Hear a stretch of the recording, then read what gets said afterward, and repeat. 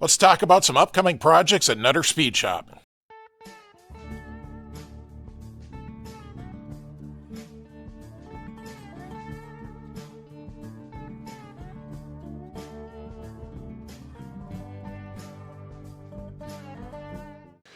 All right, I ended up dragging it off the trailer. Pretty sure it's flooded. Fuel shut-off switch just doesn't feel good. I'll show you. So, I can open up the hood here, and I think it got transported with this on, but it doesn't feel like it does anything. It feels like it's broke inside, and that's just flopping loose. So, first step is to unflood it. So there should be some crank drains down here, and I'll figure out what size they are, grab some wrenches, and make that happen. If we do have a bunch of fuel in the crank, well, this should help it find its way out. Oh, we don't. We don't have a bunch of fuel. Nothing came out. I'm going with maybe it's not flooded then.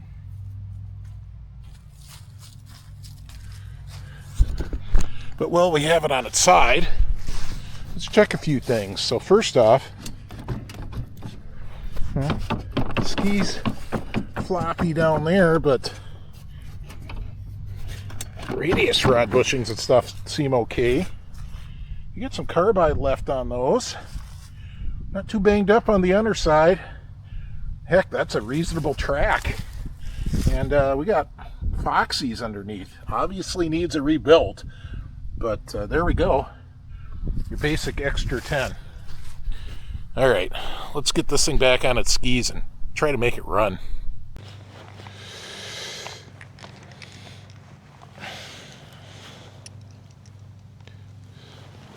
All right, I bought a tiny little camera that gets into some spaces that, well, I can hardly believe it gets into. Of course, my hand is still blocking.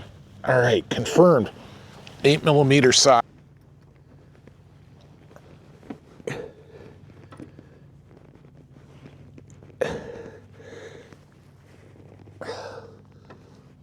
Oh, those crank drains don't want to come out. That one moved a little.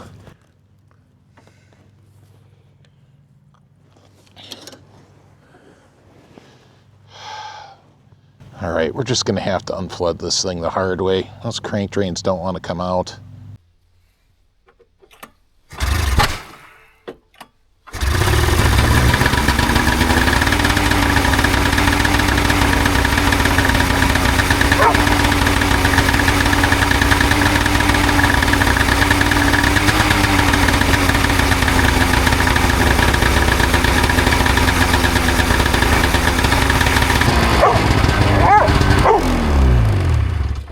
Well, now that I got it running, let's have a look at it. All right, now that we know it runs, let's have a look at this. So I already pulled off the airbox. Really nice thing about these is the airbox comes off super easy. There's no screws. It's just a few rubber straps. This guy here, there's a couple that are basically windshield retainers that hook there. So these things came with key and carbs, and they came with the Ducati ignition. And if you know what you're looking at, you know this isn't Ducati. This is later Kokusan stuff, which just bolts on. So according to legend, when Polaris started to come out with the domestic twin motors, it didn't make their friends at Fuji very happy. And Fuji may or may not have allegedly asked Mikuni and Kokusan to not talk to Polaris because they wanted to keep the motor business. Well, that would explain the key and carbs and the Ducati ignition. Now, I'm sure most of you know the Ducati doesn't have the greatest reputation, but there's people that run it and it's trouble-free. The Kians really don't have any problems that I'm aware of, other than I guess the choke circuit's kind of weak. I'm going to go with the Kians. I am happy to have the Kokusan. It's got a better reputation for reliability. I know there's somebody out there that's going to go, I got 30,000 miles on my Ducati. Great, good for you, but it didn't work out that well for everybody, okay? So with that said, this is a big block. Basically, it's the same as the 700, but with a smaller bore. Things that are normally wrong, well, I guess they have a tendency to wear through, you know, at the coupler here, and this one looks good. Of course, with those markings on the pipe, somebody might have replaced it. Clutches, I've already got the cover open. I played with it a little. It seems like it comes in pretty low, like 3,500, but I'm not an expert on these big block 600s. Maybe it should. I'll dig into it a little more. I'll drive it. I'll reserve my judgment. It might be just fine. I understand these are torque motor. Coming from a TXL, if you brought a TXL in at 3,500, it wouldn't move. You'd barely creep away and you'd burn up your belt. But I don't know. I'll reserve judgment on this, and I'll experiment and find out. If you want to tell me what yours engages at, that's great. But just remember, I don't necessarily take advice from people on the internet. I like to learn on my own. So with that said, I was told maybe it's got a clutch kit. I may need to rebuild this clutch. There's a lot of like debris and stuff on there, a lot of dust. I don't know. We'll find out. The secondary appears to have an aftermarket helix on it. That's cool. The belt's kind of far down in there. We'll probably end up doing a new belt on it. You can see it's got the 98 style seat. It's the long one-piece seat with the wraparound cover. A lot of people don't like that. We'll talk about future plans there. I will say that whoever put this cover on forgot the cable. So, you know, that's a thing to fix if I continue to use the seat. Front suspension on these, well, you can see that the arms say CRC, the little arms say CRC, but the trailing arms say XC10. To my understanding, basically a horse apiece, probably the same parts on that. People call it the extra 10, true extra 10 front suspension is what I've heard people say. I don't know, it's just another front suspension. It's more like what was used on aggressives, and obviously made its way into wedges in 98. The rear is a standard extra 10, so that's good news. So let me give you some more thoughts on what my plans are in this thing. All right, so what are my plans? Well, as you probably gathered from looking at this thing, you notice some duct tape, some cracks in the hood, goofy seat. It's a rider quality sled. This is not something I intend to restore. I intend to ride it and enjoy it, but I do want to make a few changes. So the track is studded, and unfortunately, the main corridor trail nearest my house that I inevitably end up on several times a year is one of the only two in the state of Minnesota no stud trails. Only 2 trails with the stud restriction. It's that one railroad bed trail that runs from like White Bear Lake or Hugo up to North Branch. That's the one, runs right through Forest Lake, runs by my house. And then the Munger Trail, of course, up by Sturgeon Lake, where I also ride, has a stud restriction on it. So I'm going to get a non-studded track on here. And while I have the track out, of course, it's going to get, the bearings done for the jack shaft and drive shaft and the chain case. And, well, if I got the chain case off, it seems like I'm missing a lever right here. It's a pretty heavy sled. I'm going to put reverse on it. Got to rebuild the shocks, whatever the suspension needs. If it needs bushings, if it needs rod ends in the front, if it needs bearings in the rear, we're going to do all that, of course. And then I just plan to ride it. I may not even do the crank seals on this thing. I haven't decided yet. I might not. I don't know how far I really want to get into it. It sure seems to run good. Let's try again.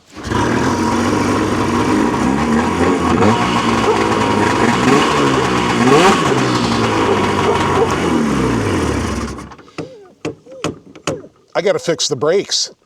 All right, that's number one. Before I even ride it around the yard, I got to get the brakes fixed. So there's my mission. Oh yeah, did I mention? I'm going to put on the XCR style gas tank and seat on this thing. I like them better. I think it looks better. The wraparound headlights, they're fine on an aggressive, but it seems kind of wrong on a wedge to me. So there you go. That's my plans. It'll be a good project sled. I'm planning on moving through it quickly. Of course, right now we have Brad's Ultra all apart, and we have the Charlie project, the Grace sled, That was Charlie's grandmother's name, for ALS going, and both of those have a lot of stuff out to blasting. So we're at a standstill on those. We've done pretty much everything we can do that doesn't involve blasting.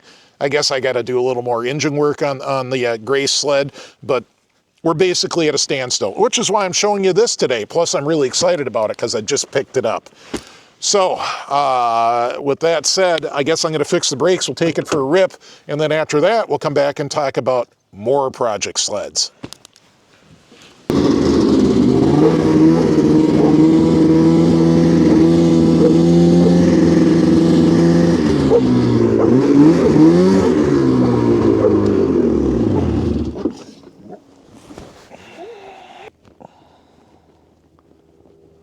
So first step when you're bleeding brakes, well, better make sure you got some fluid in the reservoir. And there is not. Not a surprise. So we'll just top that up a little. We'll give her some squeezes to burp the air out gently, trying not to spray fluid everywhere.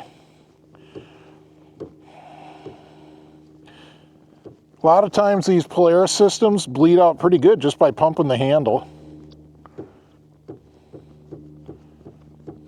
Now where that fluid went is as of yet a mystery, but I'm starting to get some breaks. There we go, firming right up.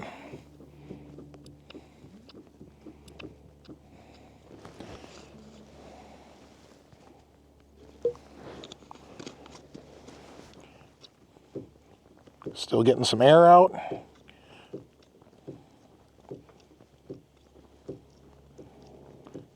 Less and less air as I go. There we go. Nice firm brakes. Air's out. Let's put the lid on again. And we'll lock her down.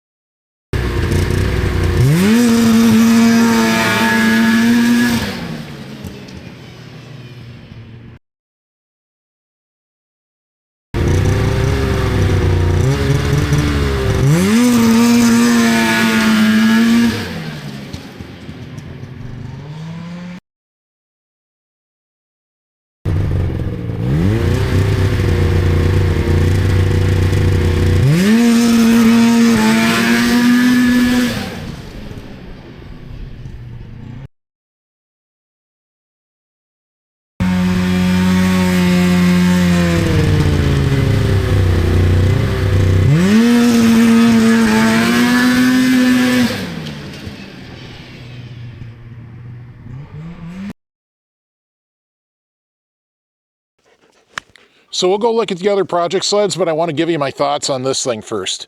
So number one, she's a dog. She didn't dangle at all. It spun the track a bit. I realize it's every bit as heavy as an aggressive. It's basically, it's the same chassis, just different plastics. But I expected much better. My Edge with the Pro X hood is way faster than this. Of course, that does have, you know, VS, and it does have Mikuni rack carbs, and it is a later motor, but still, I was expecting more out of this. So I got some work to do there. There's definitely a stutter as it's getting out of the hole. Seems like a carb problem to me. And I think the clutching probably needs some work. So I'm going to look into all that. Probably not going to really try to tune it too much until we get some snow. It's silly to tune for winter in the summer. So that's the number one thing. Number two, I noticed that the camber on the skis was off, so I do think I'm probably going to have to rebuild the front end on this. You know, that's just part of the game. I think the rest of the plan still stands.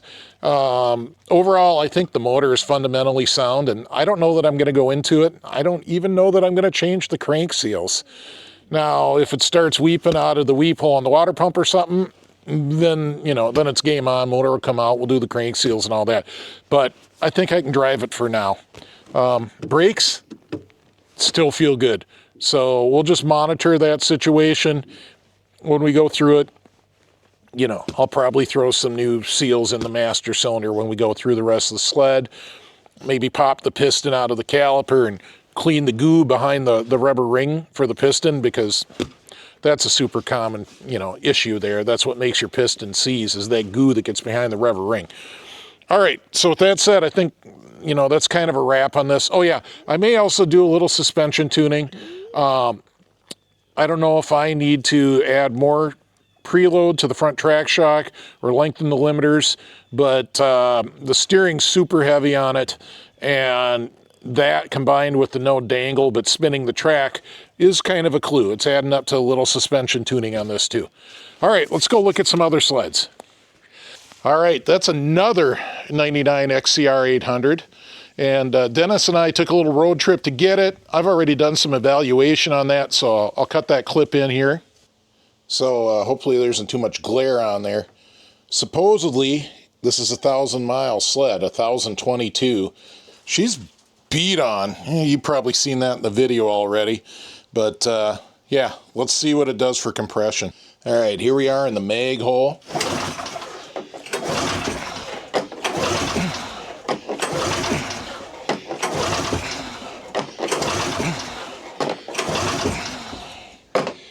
All right, that looks like about 130. Not bad. Not bad at all. All right, center hole.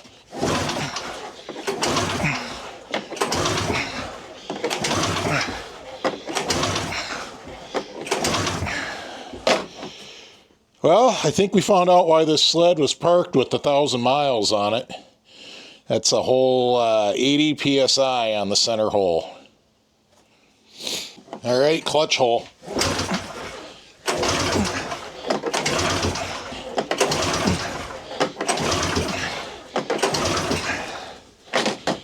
There we go, 130.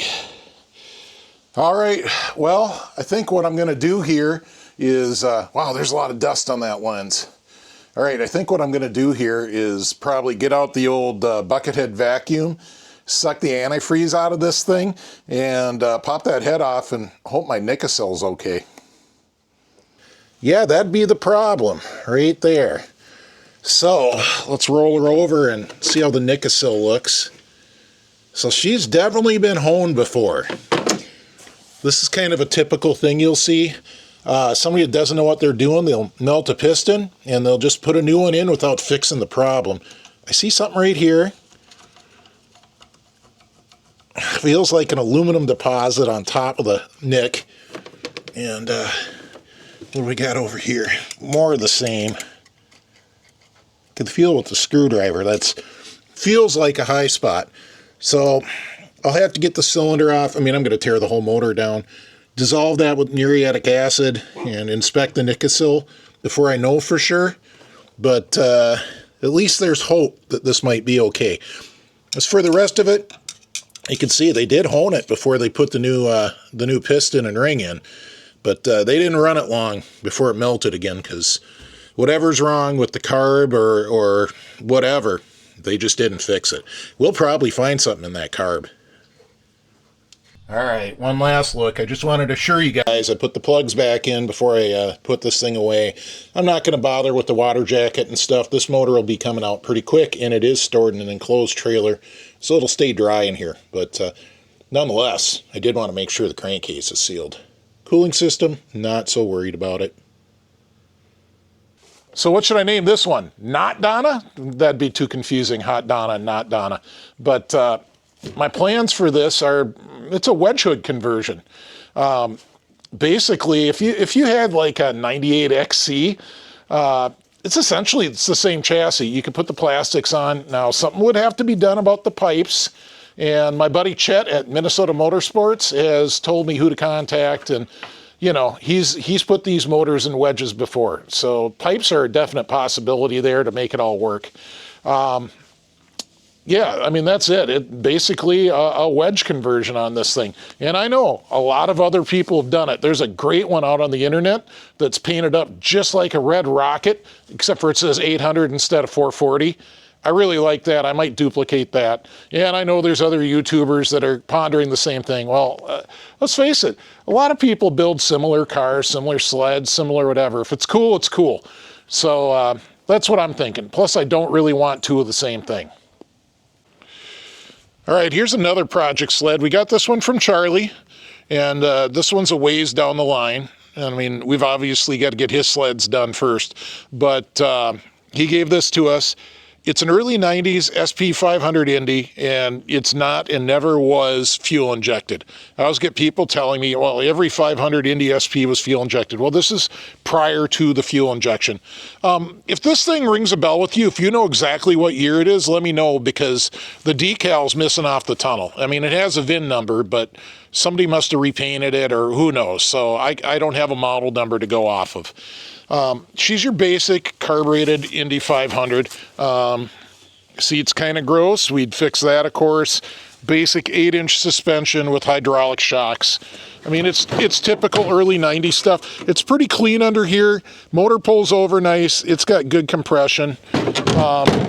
No huge plans on this.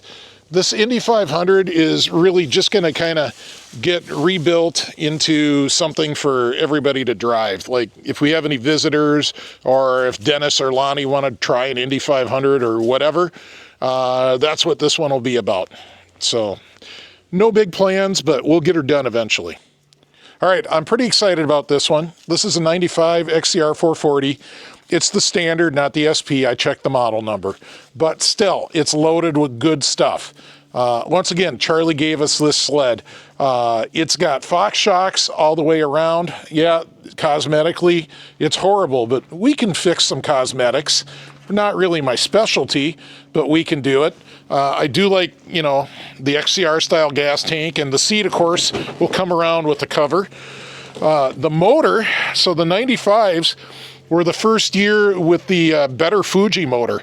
So this thing has Nikasil cylinders instead of cast iron sleeves, which a 94 would have been cast iron. And this has got the 3 exhaust ports, which a 94 had just one. This was reputed to be at least a 75 horse motor, even with those little 34 millimeter carbs, whereas the 95 was more in the 65 horse realm. And 10 horse is a lot.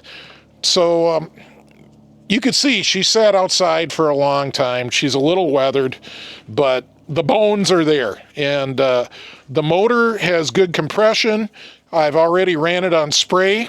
I'm pretty happy with it. So this one is pretty high on the list. It probably comes after my XC600. So for sure, it comes before changing the 99 XCR Aggressive into a wedge hood, and it comes before that early 90s 500 SP. Pretty excited about it. I would love to have this thing working and looking even halfway decent in time for the Midwest Ride-In, because, you know, the theme this year is 90s race sleds. So there you go. All right, this is a 1981 TXC 440. And it came in the deal with the other second 99 XCR800. And as you can see, it's got a name. And its name is Bird Shit. And it's going to be named Bird Shit forever, at least as long as I own it, even after I get it cleaned up. So it's kind of cool. As you can see, the seat's there and intact. That's not very common. And it's got like 5,000 miles on it, so that's a fair amount of miles. One hole has got low compression, the other seems okay, so I got to go through the motor.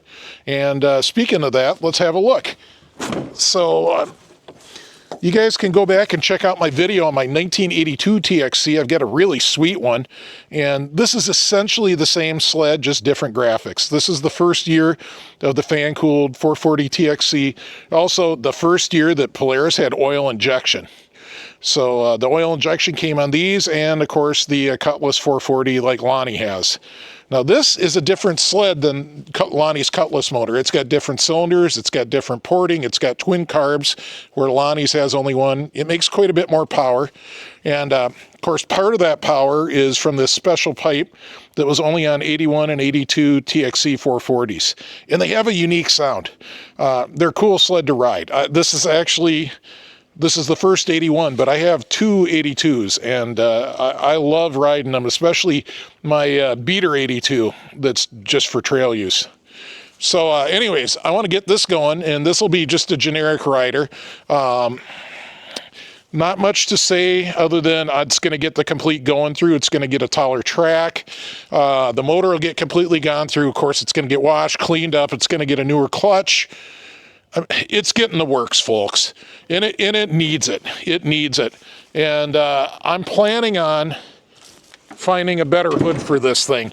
So this hood is not the right color. I know you can't tell in the video, but it's kind of a metallic or pearl midnight blue, like some sort of automotive color, and it's cracked and it's beat to heck. And I think this sled will be worthy of a new hood that looks right once I'm done. All right, there's one more sled that came in that package deal with the XCR800. Let's go take a look at that. So in that package deal with the XCR800 and the TX440, Dennis was given, yes, given this sled it's the same as Walnuts. Looks like a great sled, but the motor's not in it. We do have a motor in the garage. We think we have most of the parts. What we don't, we'll round up. The seat is off it right now. Duct Tape Mike has the seat, and he's using that for a pattern, and then we'll get it back with the seat in a gas tank cover. Mike has a whole spool of blue vinyl that's not quite right, but close enough. So as long as he can come up with some gold piping, I think Dennis will have a pretty sharp looking sled. So Dennis's sled there should be pretty high up on the list. We may slip it in between my XC600 and that XCR440. I don't know. Dennis is out of storage space, so I don't know how anxious he is to get that done. So there's a look at all our project sleds, and as you can see, we got a lot on our plate. And I keep getting hit with questions about, will you work on my sled? No, absolutely not. Myself, Dennis, Lonnie, and Brad all have full-time jobs. YouTube is just a side thing. It's like a hobby within the snowmobile hobby for us. In no way do we have time. So you can stop asking us. But you can, if you have a 90 sled, you can ask Chet at Minnesota Motorsports. Chet does sometimes work on 90 sleds for people. I'm not going to say for sure he's going to take on every project everyone has. You got to call him and ask. So go back and find the video where we looked at all his race sleds, just Minnesota Motorsports race sleds, and Chet's contact info is in there. And Chet does do that for a living, but he is selective. So you got to check in with him. So with that said, I want to say huge thanks to the patrons. We really appreciate your support.